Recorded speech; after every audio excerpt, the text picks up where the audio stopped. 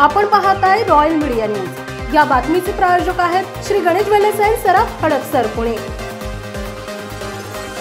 बारामती लोकसभा मतदारसंघातून मी माघार घेत असल्याची घोषणा विजय शिवतारेंकडून करण्यात आली। त्यामुळे मागील अनेक दिवसांपासून सुरू असलेल्या अजित पवार विरुद्ध विजय शिवतारे वादाला अखेर पूर्णविराम मिळालाय। पण अगदी टोकाला पोहोचलेल्या शिवतारेंनी मुख्यमंत्री एकनाथ शिंदे यांच्यासह अनेक महत्त्वाच्या नेत्यांच्या आव्हानानंतर देखील माघार न घेण्याचं ठरवलं होतं।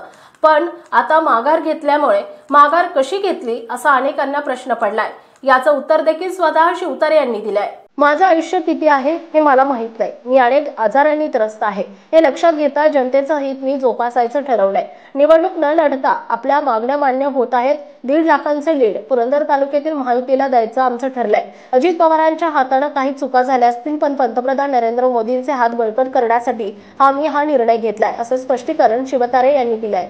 मी महिलांसमोर उत्स्फूर्तपणे बोललो। 5,80,000 पवार विरोधी मत कोणाला जाणार यासाठी मी तिसरा पर्याय मतदारांसमोर ठेवला होता। ही लोकसभा निवडणूक लढायचीच ही घोषणा केली होती। आता कार्यकर्त्यांशी चर्चा केली, त्यांच्या तिखट प्रतिक्रियाही उमटल्या, पण मी लढल्यावर काय होईल यावर मी कारण मीमांसा झाली आहे। मुख्यमंत्री एकनाथ शिंदे आणि दोन्ही उपमुख्यमंत्री यांच्याशी बैठक झाली। मी इतके दिवस मुख्यमंत्र्यांचं ऐकत नव्हतो, ते रागावलेही माझ्यावर। मला एक फोनही आला, मुख्यमंत्री अडचणीत आहेत, त्यांना आपल्याला सामावून घ्यावं लागेल।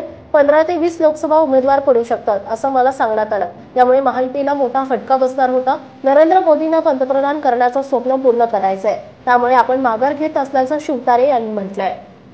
महाराष्ट्रातील ताज्या आणि महत्त्वपूर्ण बातम्या पाहण्यासाठी आजच आमच्या रॉयल मीडिया न्यूज चॅनलला सबस्क्राइब करा आणि बेल आयकॉन प्रेस करा।